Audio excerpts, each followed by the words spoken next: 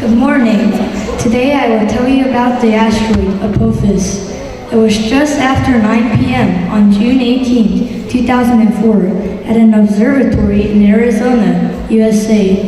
David Dolan, an astronomer from the University of Hawaii, was scanning the sky for asteroids when he noticed an object headed in the direction of Earth. He and his colleagues hoped to take a closer look later that week, but were unfortunately prevented by rain. By the time astronomers finally got another look on it at December of that year, they realized that they had a problem. The object was a large asteroid, which they named Apophis after the Egyptian god of evil. Bigger than a sports arena, it comes frighteningly closer to our planet every few years. By Christmas, Dolan had calculated that the chance Apophis would smash into Earth on April 13, 2029 was 1 in 40. Alarm about the threat started to spread to the public. Then, on December 26, 2004, a real catastrophe struck, the Indian Ocean tsunami, which claimed hundreds of thousands of lives. The public forgot about Apophis. Meanwhile, astronomers found earlier images of the asteroid. The extra data enabled the scientists to calculate its orbit, and they realized that it would actually fly safely by Earth in 2029. However, this alarming scenario started a race among scientists to find solutions to the threat of large objects striking Earth. Apophis may pose a great challenge for world leaders.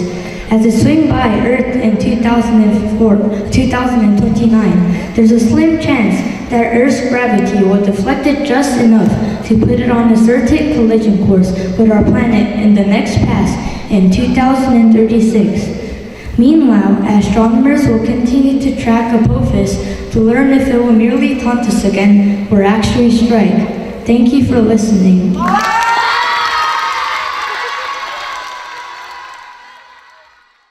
Hello everybody! Welcome to the speech contest. I have a question for you. Can you guess it? Ba-da-ba-ba-ba! Sound familiar? Still no? Tell me the most successful restaurant in the history of the world. That's right, it's McDonald's. Creamy milkshakes, crispy fries, juicy burgers, and happy meals for kids. It's affordable, delicious, and only bad for you if you eat a lot of it. We all know it, and many of us love it. But did you ever wonder how it got started? Let me fill you in. Back in the 1940s, brothers Richard and Mac opened a drive-in burger joint called McDonald's Barbecue. It was located in San Bernardino, California. But when the brothers realized that inline skates on workers were slow and dangerous, they redesigned the restaurant to be more efficient. Now customers waited lines by the cashier and their food were served in disposable paper bags.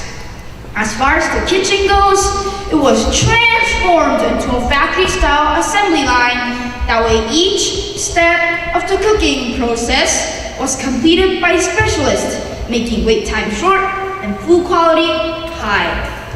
As prices went down and sales went up, here enters Ray Kroc, the man responsible for the company's expansion. Although he started as just a milkshake machine guy, he actually convinced the McDonald's brothers to open restaurants across America. Ray Kroc knew if McDonald's allowed other people to open and operate their own McDonald's restaurants, it made it possible to earn a profit from thousands of locations instead of just dozens. This is called franchising that McDonald's used to perfection, not just across America, but the entire planet. There you have it, ladies and gentlemen, the story of one of the world's greatest eating establishments. I don't know about you, but I'm loving it.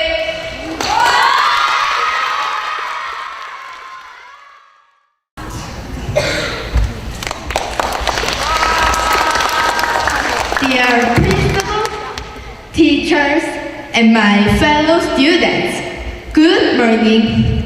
Today, I want to talk about Cinderella stories. Everybody knows the fairy tale of Cinderella. However, did you know that many cultures have similar Cinderella stories? One of the oldest Cinderella stories is from ancient Egypt and is about a servant girl named Rhodope. She was from Greece and looked different than other Egyptians, so the other servants teased her. One day, Rhodope was forced to stay home and wash clothes while everyone else was at a party at the pharaoh's palace. Suddenly, an eagle came, took one of her sandals, and dropped it in front of the pharaoh. He thought it had come from the gods, so he felt fit to marry its owner.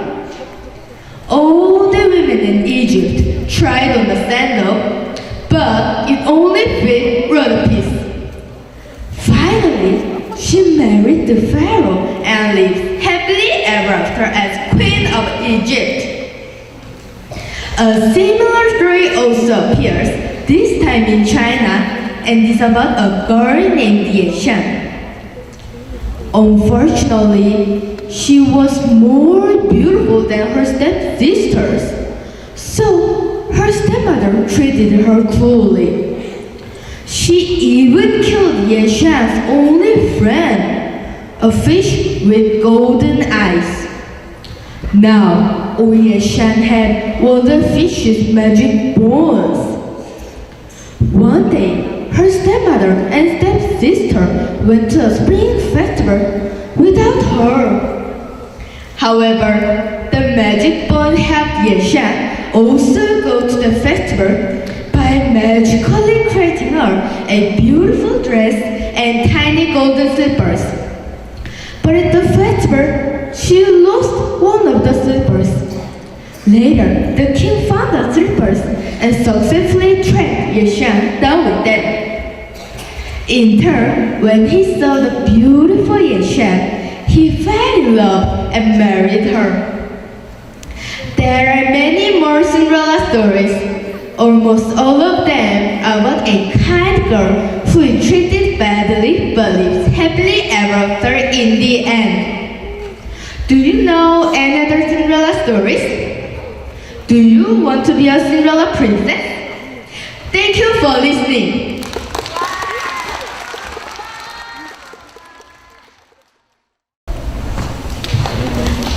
Good morning, everyone. Do you know hurricane hunters? What do hurricane hunters do? When a hurricane is approaching, most people try to get away from it in order to stay safe. However, a few brave men and women fly airplanes directly into the center of the storm. These hurricane hunters give scientists and weather forecasters valuable information about the strength of the storm and how fast it is growing. Even so, weather satellites can warn forecasters that a hurricane is approaching. That is not the most accurate way to measure the strength of the storm. In fact, satellites' estimate of storm strength can be off by as much as category. That means what seems to be a serious Category 2 storm could actually be a very dangerous Category 3 storm. By flying into the storm, hurricane hunters can use special instruments to gather better information. When hurricane hunters enter the storm, they release instruments that measure temperature, air pressure, wind speed, and wind direction. Each mission lasts about 10 hours. The crew passes through the storm between 4 and 6 times to collect the most detailed information.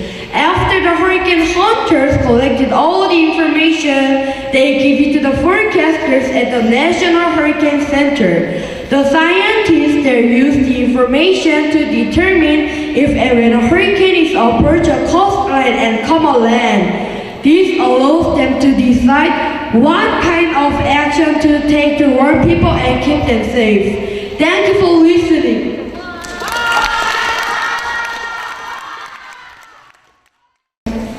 Hello everyone! Today I will talk about meeting King Sejong through time travel. Everyone, if you could time travel, who would you want to meet? Is there a historical figure you've always wanted to see in person? If I could time travel, I would love to meet King Sejong, the great king of the Joseon dynasty. He is well known for creating Hangul, the Korean alphabet. Let me take you on a journey where I imagine meeting King Sejong through time travel. When I time travel to the Joseon dynasty, I imagine arriving in Hanyang, which looks very different from today's Seoul. As I walk through the street filled with people in hanbok, I finally arrive at Gyeongbokgung Palace, and there I meet King Sejong himself. The first thing I would ask him is, Your Majesty, how did you come up with the idea of creating Hangul for your people? King Sejong would probably explain that he wanted his people to have an easy way to read and write, without needing to use difficult Chinese characters. Thanks to Hangul, everyone in Korea can now read and write easily. His decision to create the Korean alphabet was truly revolutionary, and we still benefit from it today. Next, I would ask King Sejong about his agricultural policies. He worked hard to ensure that his people never went hungry by developing new farming techniques. He understood that good crops were essential for his people's well-being. King Sejong might say, farming is the lifeblood of the people. His dedication in improving to his people's agriculture greatly helped the life of the common people. King Sejong also cared deeply about his people's health. He encouraged the study of medicine and creation of the medical books so that his people could receive proper treatment.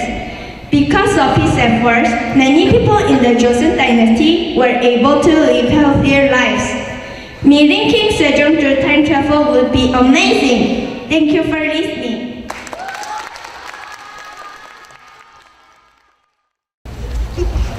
Principal, teachers, and my fellow students, good morning.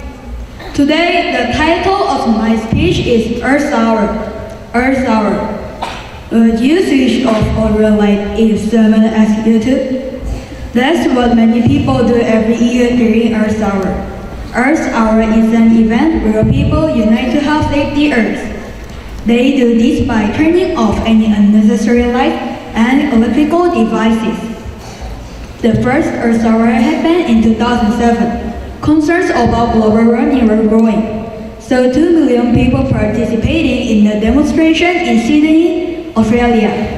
By turning off their lights for 1 hour, they saved the city 10% of its hourly electricity.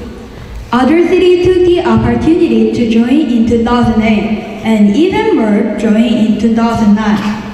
That year, Earth Hour was officially set from 8:30 to 9:30 p.m. on the last Thursday of March. By now, at least 7,000 cities in 162 countries on all 7 continents were participating. During Earth Hour, many people turn off the lights in their homes and business. People then do many activities that do not need electricity, like having campfires, or practice lit by candles. Many governments also support Earth Hour turning off the light on famous places. Among these are the Buckingham Palace in London, the Empire State Building in New York, and the Sydney Opera House. Earth Hour only lasts for 1 hour, but it teaches us a lesson that we can use to protect the Earth all year round. My fellow students, why don't you participate in Earth Hour and put this lesson into practice? Thank you for listening.